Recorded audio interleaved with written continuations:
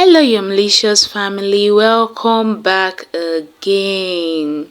My old subscribers, you're welcome. My new subscribers, thanks for stopping by. Thank you very much for stopping by and checking up on me. Thank you so much.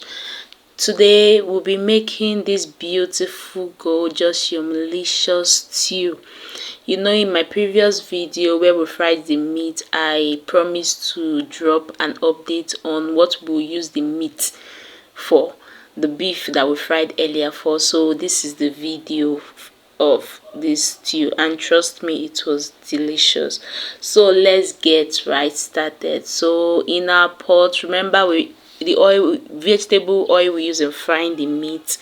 What I just did here was I used it, no wastage. I used it, then I top it up with fresh vegetable oil, just enough to fry my stew. So in there I added some onions. I fried my onions till it was translucent. Then I went in there with seasoning, curry, thyme.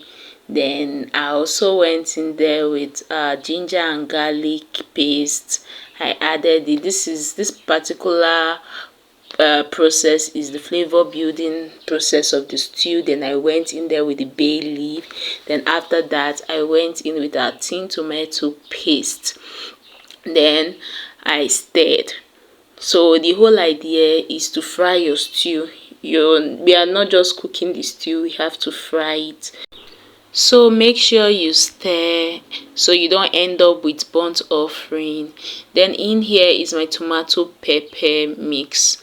So I made a video on this earlier. If you go through my page, you'll find it there. It's there, how we achieved this thick tomato paste. I made a video on that.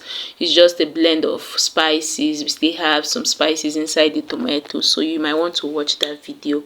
So when you add in the tomato paste, I usually add my meat on time. Here at this pace, I just want the flavor, everything to soak inside the meat. You know, you're eating meat and you're tasting all the beautiful flavors. Then I went in there with the meat stock. I added the meat stock. The meat stock already contains seasoning and salt. If you watch the video, you would have seen I used enough seasoning and salt because I knew I'll be using the meat stock for the stew. So you just have to, at this point, you test, you keep frying and you test to know if the seasoning, if you have to correct seasoning, if you had to add seasoning. But at this point, I didn't need to add any extra seasoning. You know your stew is ready by the time you start seeing vegetable oil floating at the top of the stew. Make sure you stir and make sure you don't end up with burnt offering. If it's too thick, you find out that this texture is too thick for you, you can add a little bit of water. For those who watched the video to this point, thank you so much for watching. Always remember, you have one life to live. Live it, enjoy it, and most importantly, do the right thing. Until I come your way next time, see you in my next video. Bye bye, and have a lovely, lovely, lovely day.